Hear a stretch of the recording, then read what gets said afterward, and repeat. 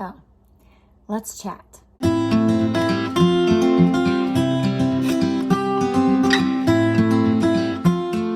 Today I wanted to chat about what to do when your curriculum isn't working. Now, you're bound to kind of come across curriculum that maybe you felt like was going to be a great fit for your family, and it just didn't turn out that way. And you don't like it. It's not working for your family or your kids. I'm going to give you some advice on how to handle the situation and what to do about it. So we come from a one-income family. I think most homeschooling families are that way, not all the time.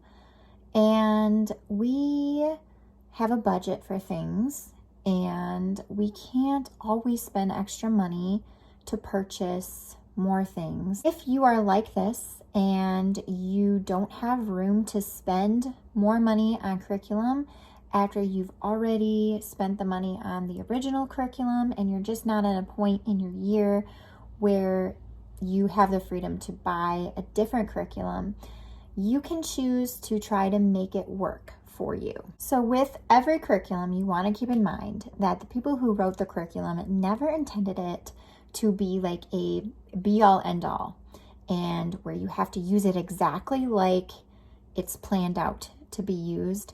You definitely have to customize curriculum to fit your needs and your kids' needs. And so when a curriculum's not working, it just may need a little bit of an overhaul. So in this situation, if I can't choose something else to use, I will go through the curriculum and kind of pinpoint what exactly about it isn't working. I will try to customize or adapt it to be able to work for my kids. This takes a lot of effort, sometimes a lot of time, not always. It depends on how much it's not working for you. But usually if I go this route, it's usually not like a major thing that's not working. It's usually something small, and I can make a small change to make it better fit for our kids. So in this situation, I will go through it and figure out where exactly the friction is coming from, where exactly is it letting me down. And that is what I pinpoint. That's what I focus on changing. Good example of this would be our homeschooling last year. We went with the good and the beautiful straight across the board for everything because it was our very first year homeschooling, and I had heard wonderful things about it. It looked like a beautiful curriculum, and it is a beautiful curriculum. And there are still things that I love from the good and beautiful. This is not me saying anything bad about the company. However, for us, the language arts just didn't work. And the reason it didn't work is it was a learning style that didn't fit my child. So the child that I was using the good and the beautiful with was in 4th grade. We were using level 3 language arts from the good and the beautiful.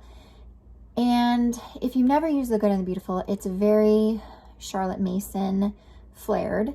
The stories in it are a lot of time more like good morals, and they take place a lot of time back in time, like back, kind of like Little House on the Prairie kind of situation.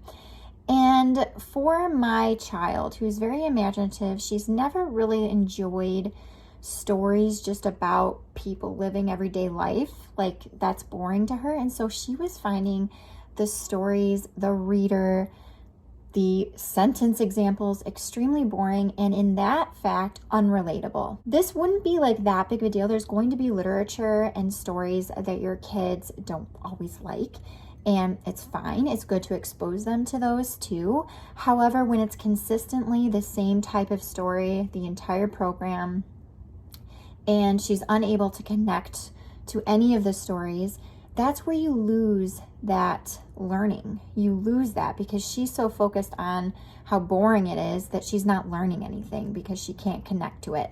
And so for us, that was really challenging. Another thing is I have a very reluctant writer, and the journal prompt entries for her did not pique her interest at all. And so what I ended up doing was adapting the program. And so we kind of tried to make the stories more interesting.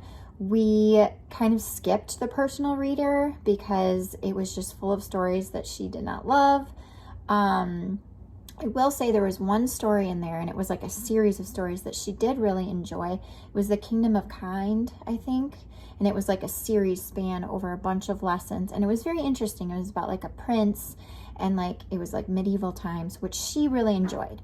But all those stories about like Ma and Pa and the farm and stuff, she could not. She was completely checked out. We would read other books for her silent reading time. We would skip the personal reader. A lot of times, some of like the stories in it, if she just wasn't really liking it, we would skip them. And that's kind of how we adapted it. We stretched it out. We stopped doing those journal entries, and I started a mother-daughter like notebook, like daily entry notebook. So like I would write like her a question and then like my response, and I would put it on her bed, and then she would respond, and we'd pass it back and forth. And that was kind of her journal entry and kind of what we did for that. And then we just stretched through and we pushed through the rest of the year without buying a different curriculum. And it was fine. Next part of that would be to evaluate everything that went wrong and keep notes of that for when you're curriculum shopping for the next year, and definitely choose something different. I do a lot of research before I buy curriculum, and sometimes it works out and other times it's just not how I envisioned it working, so that's okay. The next option would be to put it down and find something new. And I think that some people have a hard time with this option as well because they spent money on it. They've been using it consistently, and now they just feel weird or like scared to just start over in the middle of the year with something new. And obviously your child's probably not going to finish that curriculum because now you're halfway through the year, and people panic about that as well. If you are at a point where you financially are able to purchase a new curriculum, or the curriculum that you're having struggle with is too much of a struggle to try to adapt, this is an okay option, and I want you to try to just let go of that whole notion of sticking with something just because you don't want to admit failure, or sticking with something just so you can say you finished the entire curriculum. And I want you to be okay with change, because sometimes that is necessary.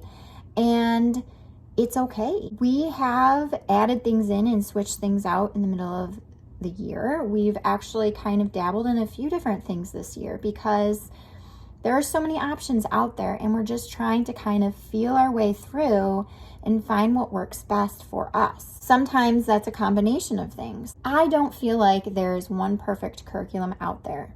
However, I do feel like, learning style plays a big role in it.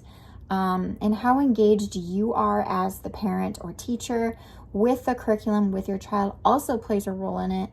And if it's not running smoothly, if you're having more hard days than good days, that's kind of like a sign that maybe you need to step back and evaluate it a little deeper. And again, be okay with giving it up if that's necessary. So I hope that this helped. Those are my 2 tips, 2 different ways of handling and navigating the whole curriculum's not working, or I don't like the curriculum thing that happens and is bound to happen at some point in your homeschooling journey. Like I said, 2 different options, 2 different ways of doing things. Just kind of, there's not like a right or wrong way.